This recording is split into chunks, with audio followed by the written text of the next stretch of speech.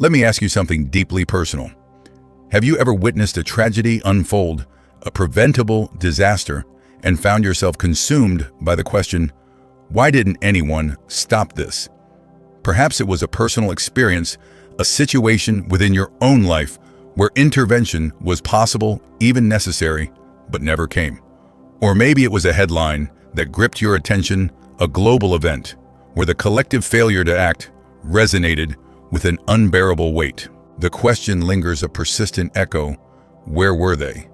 That sense of bewildered disappointment, that haunting question of inaction, fueled my investigation into the story I'm about to share.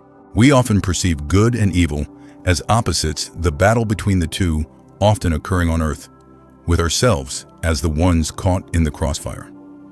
The reality is that even before we arrived, an extraordinary cosmic conflict has already occurred. This battle has been described in every way as tragic and terrifying. The battle is between God and Lucifer. Scripture focuses on the rebellion itself, on God's righteous judgment. But a crucial piece of the puzzle has been consistently overlooked. A question that has plagued me for years. Where was Michael, God's warrior, the Archangel, the commander of heaven's armies? Why didn't Michael, the embodiment of divine strength, prevent Lucifer's rebellion before it metastasized, before it consumed a third of heaven? That's the question this video will grapple with. It's an inquiry that has profoundly reshaped my understanding of spiritual leadership and warfare. Michael's silence wasn't born of weakness or absence. It was a manifestation of something far more profound, a testament to a strength that transcends brute force. By the end of this exploration, I hope to challenge your perceptions of waiting obedience and the nature of true power. Before we delve deeper, I invite you, if you're drawn to uncovering hidden depths within biblical narratives and exploring ideas that challenge conventional thinking, to engage with this content. Hit like, subscribe to the channel, and tap the notification bell to stay informed about future explorations. I believe that this particular story, the story of Michael's steadfastness, will resonate with you long after the video concludes. There exists a silence unlike any other, a silence not defined by the mere absence of sound. It's a palpable presence, a pregnant stillness that anticipates a momentous event about to unfold. The hush before a colossal wave crashes onto the shore, the charged atmosphere before a judge pronounces a verdict, the electrifying pause before lightning tears through the sky. That is the kind of silence that I imagine filled the heavens at the dawn of Lucifer's rebellion. It's a moment often glossed over, a pivotal juncture that demands closer scrutiny. We delve into Lucifer's fall, dissecting the insidious nature of pride, the devastating consequences of rebellion, and the ensuing war in heaven. Yet the critical question remains unasked. Where was Michael? Where was the angel of war, the archangel described in Revelation as the commander of heaven's armies, the very being destined to cast down the dragon? Where was he as Lucifer's descent began to fester? Was he a witness to the unfolding corruption? Was he held back, deliberately restrained? I confess, I once envisioned Michael as an unstoppable force, a relentless warrior perpetually in motion, intervening decisively at the first sign of evil. However, the scriptures paint a vastly different picture. When Lucifer, a being of unparalleled brilliance, beauty, and power, embarked on his insidious campaign of rebellion, Michael remained conspicuously silent. If you're like me, that apparent inaction can be perplexing, even frustrating. We are conditioned to admire heroes who are vocal, proactive, confrontational, demanding immediate action. Yet Michael chose a different path, a path of profound restraint. Within that silence, that stillness, lies the true beginning of our story.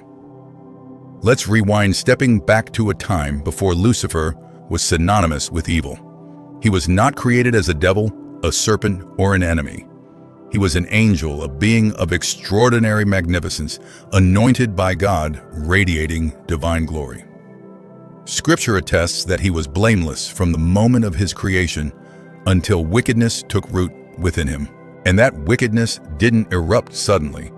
It crept in gradually, subtly, like a shadow lengthening at sunset.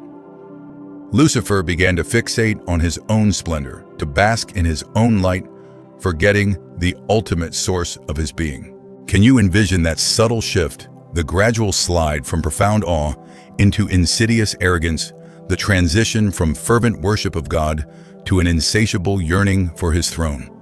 And throughout this perilous transformation, where was Michael? He was there, a constant presence, watching, waiting. This is where the narrative becomes truly compelling, even unsettling. Michael didn't challenge Lucifer's burgeoning ego, didn't confront his growing discontent, didn't attempt to impede his dangerous trajectory. He maintained his position, steadfast and unwavering. Initially, I interpreted this as a sign of weakness, a failure to act decisively. Now I believe it was a profound act of obedience. Michael is undoubtedly a warrior, but not one driven by impulse or personal pride. He doesn't strike out of a sense of personal readiness or ambition. Michael's sword remains sheathed until God himself commands its release. Let that profound truth sink in. Michael, the fiercest warrior in all of creation, waits. His allegiance isn't merely to the cause of God, it's an absolute submission to God's divine will. This isn't weakness. It's a demonstration of terrifying, almost unimaginable strength. Michael wasn't oblivious to Lucifer's rebellion. He perceived it in its entirety. Yet he remained still, allowing heaven to witness the unfolding darkness. Why? Because there are instances when heaven doesn't act instantaneously, not out of confusion or indecision, but out of infinite wisdom. Lucifer's fall wasn't an unforeseen event.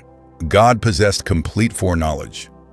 Michael, too, recognized the insidious corruption taking form. But heaven didn't react with impulsive panic. Authentic, righteous judgment demands time. God's judgment isn't based on superficial appearances or fleeting acts of rebellion. He allows evil to fully manifest itself, to expose its true nature, allowing for absolute clarity. Consequently, when the sword of judgment finally falls, there is no room for ambiguity, no grounds for appeal, no possibility of a second chance. Only the stark, unvarnished truth. Michael understood this divine principle implicitly, and therefore he waited. I believe it's essential for you to grasp this truth today. Obedience often manifests as a period of stillness, a quiet preparation before the storm. I'm unaware of your current circumstances, but perhaps you find yourself in a season of watching things crumble around you, feeling powerless, overlooked, even invisible. But know this, you are not forgotten. You are entrusted. God bestows the most challenging assignments of waiting upon his most resilient warriors. The reason you haven't been released to act may be because, like Michael, you are deemed trustworthy, having been rigorously trained and tempered by fire, poised to move not based on fleeting emotions, but solely on divine command. Therefore, where was Michael during Lucifer's rebellion? He was precisely where he was meant to be, holding the line, standing in sacred stillness, lamenting the unfolding darkness, but unwavering in his commitment to await God's instructions. He didn't succumb to panic, didn't engage in accusatory pronouncements, didn't flee the scene. He remained faithful, steadfast. True warriors don't chase after battles. They patiently await the signal. Michael knew that the silence wouldn't endure indefinitely, but before the eruption of war, absolute clarity was necessary. Before judgment could be rendered, evil had to be fully exposed. Before the sword could be drawn, there had to be a period of stillness with a silent angel maintaining his vigil. I believe that this unwavering faithfulness, this display of quiet strength, serves as the foundation for everything that follows. Lucifer wasn't content with mere silent rebellion. He craved validation, agreement, complicity. And I must confess that prospect frightens me more than overt evil. Open evil is easily identifiable, but seductive evil, the kind that masquerades as wisdom, empowerment, or freedom, poses a far greater threat. That was precisely Lucifer's tactic. Scripture reveals that Lucifer began to corrupt others, not falling alone, but persuading a third of heaven's host to join his cause. Imagine that, not a mere handful of discontented angels, but 1/3 of the celestial beings, 1/3 of those created for divine service, turning their hearts away from God's throne and aligning themselves with Lucifer. Why? Because Lucifer didn't resort to brute force or intimidation. He employed persuasion, subtle manipulation. I envision clandestine gatherings in secluded corners of heaven. Angels who once offered unified praise, now hesitating, voicing doubts, asking dangerous questions. Why must we serve in this manner? Don't we possess inherent power? Isn't there a greater destiny awaiting us? Lucifer understood precisely what he was doing, initiating a rebellion not with a thunderous roar, but with a seductive whisper. Often, that's all it takes. As this insidious corruption permeated heaven, spreading like ink in water, Michael still hadn't unsheathed his sword. Why? Because the appointed time hadn't yet arrived. Michael wasn't confused or uncertain. He fully comprehended the unfolding events. However, Michael doesn't react to rebellion itself, but to God's explicit command. Consequently, he maintained his position steadfast and unwavering. But be assured, he wasn't complacent. I imagine Michael closely observing these angelic conversations, listening intently, his heart heavy with sorrow. He hadn't engaged in physical combat, but the war had already begun. A war of allegiance, a battle for the hearts and minds of the celestial host. In that war, Michael stood tall, his loyalty unshakable, his silence a testament to his unwavering faith. There is a vital truth to understand about true warriors. They don't merely engage in battles with physical weapons. They wage war with unwavering loyalty. Lucifer was building momentum, consolidating power. But to achieve his aims, he needed to capture hearts to sway allegiances. He successfully convinced 1/3 of heaven's angels to step out of line, to question the very throne they were created to worship, to follow him into darkness. When that critical mass was reached, everything shifted. The whispers transformed into declarations, the shadows became a deafening roar. Lucifer openly declared his rebellion, and in that moment, the silence shattered. In that moment, heaven spoke. In that moment, Michael moved. Lucifer had irrevocably crossed the line. The private murmurings had evolved into public defiance. Rebellion was no longer a possibility. It was a stark reality. For the first time in eternity, there was division in heaven. Consider the profound weight of that realization. Heaven, once perfect, pure and untouchable, now resonated with something foreign, something ugly, something inherently prideful. It was no longer a matter of differing opinions. It was an army. Lucifer had amassed a formidable force not composed of demons, but of angels, beings created for worship, now poised for war. That was the moment when Michael stepped forward, not driven by panic or vengeful rage, but by unwavering purpose. Because now finally God had spoken. Now finally the command had been given. Now finally the silence had ended. When heaven speaks, its voice is like a thunderous roar. Michael, the Archangel. He who is like God, his very name wasn't merely a title, but a declaration, a banner under which righteousness would be defended. Because everything Lucifer represented, pride, self-glory, rebellion, Michael stood in direct opposition, embodying submission, humility, and unwavering obedience. It wasn't solely a battle of power, it was a fundamental conflict of allegiance. Allow me to ask you a question.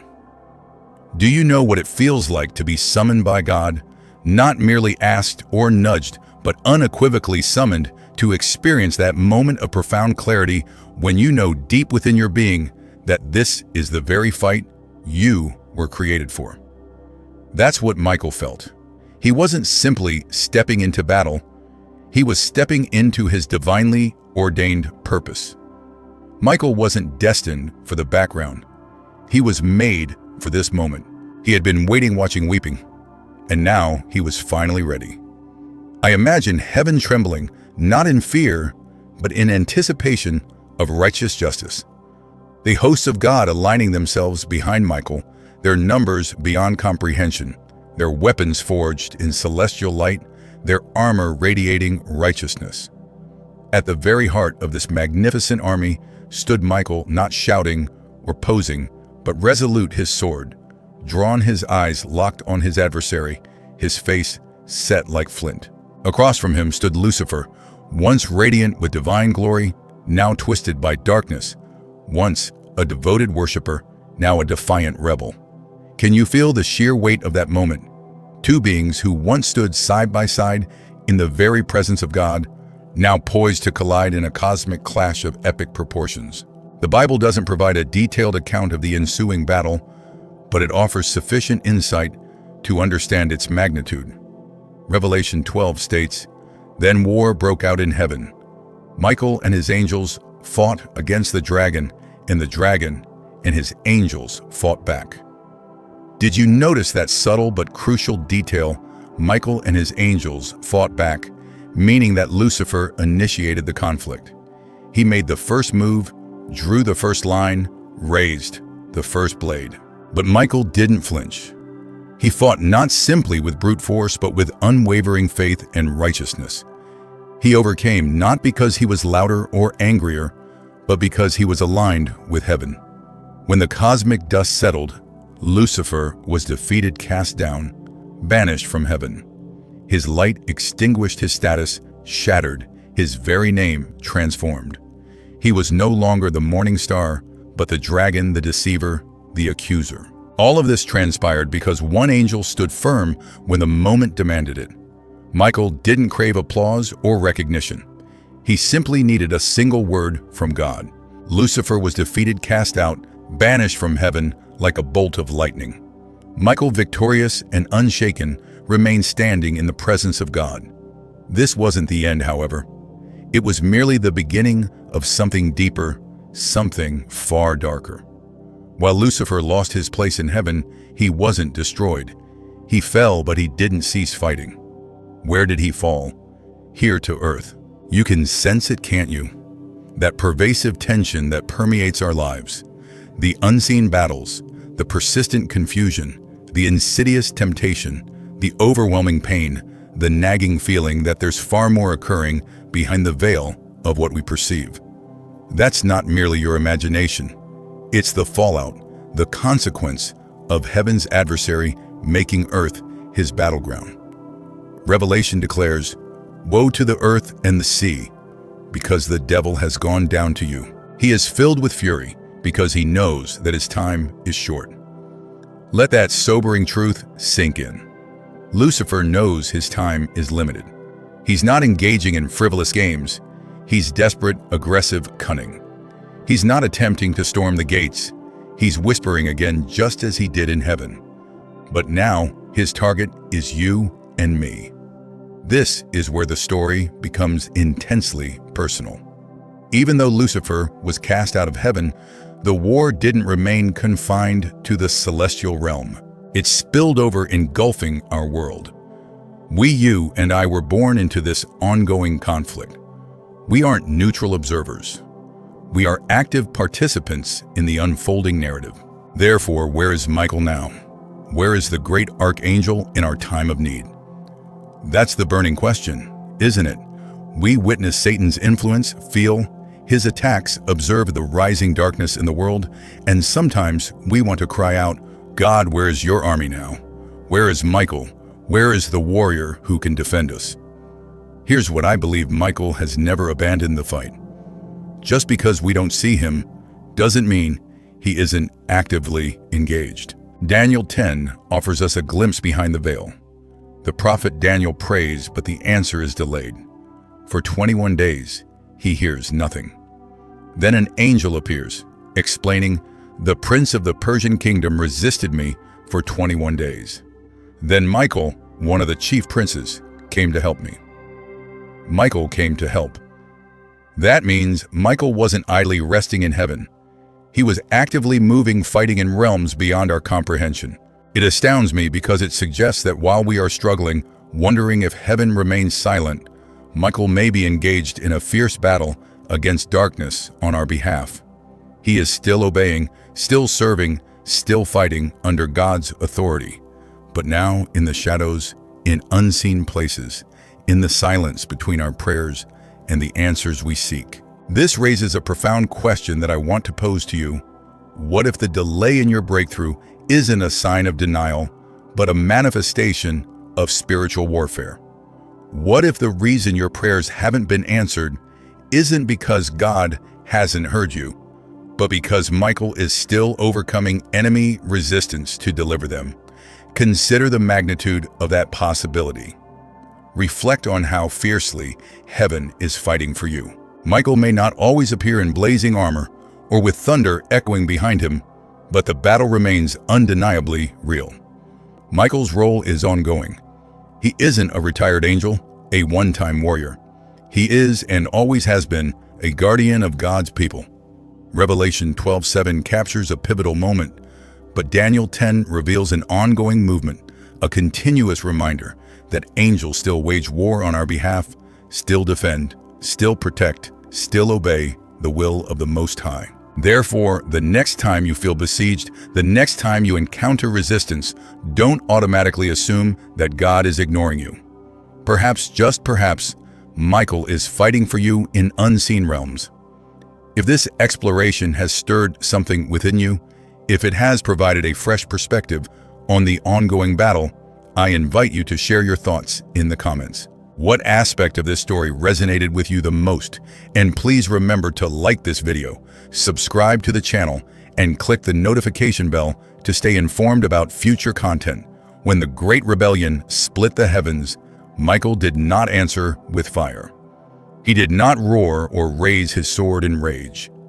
Instead, he stood still, radiant, unshaken, like a mountain beneath a storm. Around him, angels trembled as Lucifer's defiance tore through eternity, a blaze of pride that turned beauty into chaos.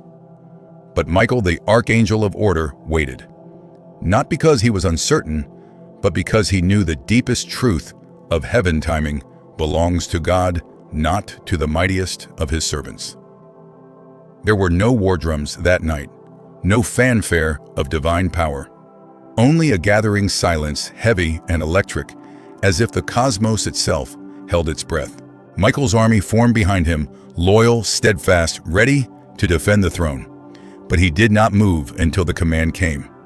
And when it did, his response was swift, precise, and final. Light cut through darkness, like truth through deceit. Lucifer fell not because Michael was stronger, but because obedience is the greatest power of all. It is a lesson buried in the noise of human life. We mistake stillness for weakness, patience for passivity. We crave visible miracles, instant answers, and when heaven is quiet, we assume it has forgotten us. Yet Michael's story reminds us, silence can be a strategy, waiting can be warfare, and faith is the shield that holds the line when hope begins to fade.